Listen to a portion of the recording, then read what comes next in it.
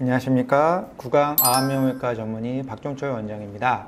오늘은 양악수술 후 발생할 수 있는 합병증 중에 하나인 상악동염증, 즉 축농증에 대한 실제 치료 사례를 소개해 드리고자 합니다. 모든 수술에는 크고 작은 부작용이나 합병증의 가능성이 따르기 마련입니다. 양악수술 역시 상악동의 염증이 발생하는 경우도 드물지만 간혹 나타날 수 있는 문제입니다. 대부분은 수술을 진행한 병원에서 적절한 조치를 받으시지만 오늘 소개해드릴 환자분은 수술받은 병원이 폐업하여 제가 치료를 도와드리게 되었습니다.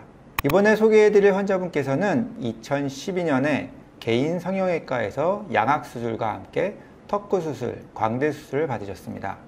이후 오랜 시간이 지난 2024년에 이르러 구강 내에 작은 구멍이 관찰되고 추가 검진 결과 상악동 염증이 의심되어 종합병원을 찾으셨다고 합니다. 하지만 이비인후과와 구강암염외과 중 어느 진료과에서 우선적으로 진료를 받아야 할지 명확한 안내를 받지 못해 고민하시다가 결국 저의 진료실을 찾아주시게 되었습니다. 환자분께서 처음 내원하셨을 때 다음과 같이 상악의 작은 구멍에서 膿이 나오는 상태였습니다. 추진시 촬영한 CT 영상에서는 과거 수술 부위에 뼈가 없는 상악골 결손이 관찰되었습니다. CT 이미지에서 노란색 원 안에 검은색으로 보이는 부분이 바로 뼈가 비어있는 공간이라고 이해하시면 됩니다. CT 단면 이미지에서는 오른쪽 상악동에 염증으로 가득 차 있는 소견이 명확하게 확인되었습니다. 그럼 양악수술 후 상악동 염증은 왜 발생하는 것일까요? 상악동은 코 옆 얼굴뼈 안에 있는 빈 공간으로 작은 구멍을 통해 코와 연결되어 환기 및 분비물 배출이 이루어집니다. 양악수술 과정에서 상악의 위치를 이동시키면서 이러한 상악동의 구조에 변화가 생길 수 있습니다. 만약 수술 후 이 구멍이 막히게 되면 상악동 내부에 점액이 정상적으로 배출되지 못하고 고이면서 세균이 증식하여 염증, 즉 축농증이 발생될 가능성이 높아집니다. 실제로 이 환자분의 경우 CT상에서 좌측 구멍은 비교적 명확하게 관찰되었으나 염증이 심했던 우측 구멍은 막혀 있는 상태로 확인되었습니다. 양악수술 후 상악동 염증이 발생할 수 있는 또 다른 가능성은 수술 시 사용된 금속판, 나사와 관계 있습니다. 양악수술 시 절군된 뼈를 고정하기 위해 작은 금속판과 나사를 사용합니다. 하지만 뼈가 잘 붙기 위해서는 씹을 때마다 생기는 힘을 견딜 수 있도록 골 지지도 충분해야 합니다. 만약 지지해주는 견고한 뼈가 부족한 경우 이 금속판과 나사에 지속적인 부하가 가해지면서 주변 뼈가 흡수되거나 녹아내릴 수 있습니다. 이렇게 되면 금속판 주변으로 염증 물질이 쉽게 부착되고 만성적인 염증으로 이어질 수 있습니다. 이번 사례의 환자분도 CT상 상악 부위에 골 결손이 명확하게 관찰되었고 실제 금속판 제거 시 우측 금속판 주위에 염증이 심한 것을 확인할 수 있었습니다. 양악수술 후 상악동 염증이 생기면 우선적으로 고려되는 것은 상악수술 부위에 사용된 금속판을 제거하는 것입니다.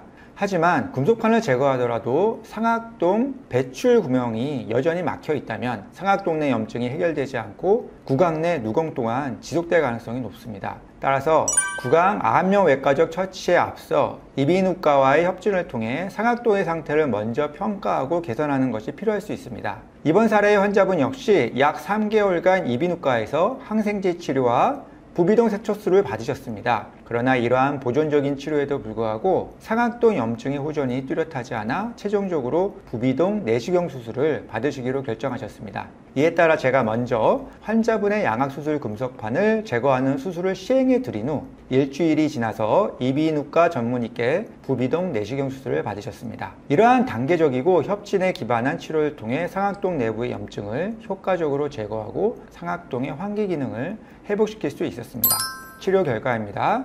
금속판 제거 전후 CT 이미지입니다. 수술 후 우측 상악골 부위의 골 결손을 더욱 명확하게 확인할 수 있었습니다.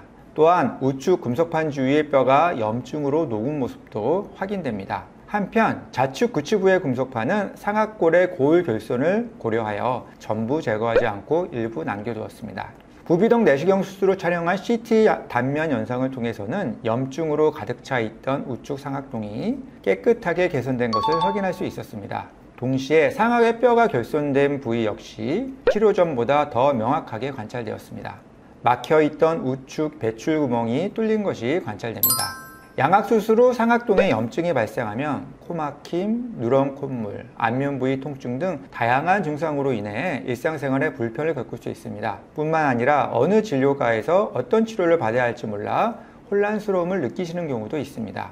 양악수술과 관련된 상악동 염증의 경우 수술 부위의 상태, 사용된 금속판의 문제, 골결손 여부 등 구강암명외과적인 평가와 처치가 동시에 필요한 경우가 많습니다. 따라서 구강암명외과, 이비인후과 두 분야의 전문의가 긴밀하게 협력하여 환자 개개인의 상태에 맞는 최적의 치료 계획을 수립하고 함께 치료해 나가는 것이 매우 중요합니다. 만약 양악수술 후 비슷한 증상으로 고민하고 계시다면 주저하지 마시고 구강암명외과 전문의와 상담하시어 정확한 진단과 함께 적절한 치료 방향을 설정하시기를 바랍니다.